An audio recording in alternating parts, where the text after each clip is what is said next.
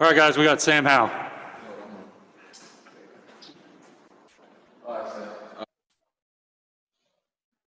Hey, Sam. First question will come from CL Brown. CL, go ahead. Hey, Sam. I was wondering, with the explosive plays in the second half, what kind of opened up for you guys? You weren't able to get those big chunks of yards in the first half, but on those possessions in the second, it all rolled together. Yeah, really, we just had to come together and settle down. We kind of weren't playing like ourselves in the first half. They were doing some different things on the defense side of the ball. So we just had to adjust a little bit at halftime and just come out ready to go in the second half. What kind of adjustments did you make? Like, what did you take away that Syracuse was doing effectively in the first half? Yeah, well, they play with their secondary. They're playing really deep. They're kind of bailing on everything. So we knew our deep game wasn't really going to be there. So we just had to take the underneath stuff and just take what they were giving us. So once we settled down and started doing that, things started opening up. Thanks. Okay, JB Ricks. Go ahead, JB. Hey, Sam, congrats on the win. That first drive, you guys looked like you had the flow. It looked like you guys had the excitement of finally playing somebody other than your own teammates. And then after that, the offense just went into a funk. How much of the atmosphere or lack thereof was a catalyst in you guys not being able to keep that rhythm that you established on your first drive? Yeah, I wouldn't blame it on the atmosphere. Really, there was just a couple plays. Really, we were killing drives with one play, one mistake. We were just killing drives off of that. So we just got to stay consistent and play clean football every drive, because like at any time we can have one bad play and it kills the drive. And that's what was happening a lot in the first half. So we just got to make sure we can stay consistent and just play consistent football. All right, appreciate you. Okay, Greg Barnes, you're up next, Greg. Sam, given the known quantities on this offense and that you played with all these guys, when you go through a period there where you're not executing at the highest level, I'm assuming there's no stress, there's no worry about it. You just know that we didn't get it this time, next time we'll be more confident and it'll move smoothly. Yeah, definitely. We just got to come together as a team. It's our mistakes. It's not anything that they're doing that's causing problems. It's us causing our own problems. So as long as we clean those problems up, then we'll move the ball.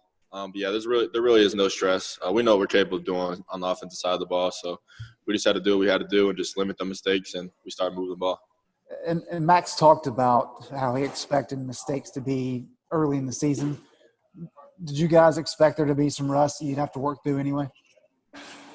Honestly, no. I think we've had a lot of time to repair, so I'm not going to use the excuse that there should be mistakes. I think we hold ourselves to a high standard, so we got to clean those mistakes up. And no, I'm definitely not going to use what's going on as an excuse for the mistakes we had today.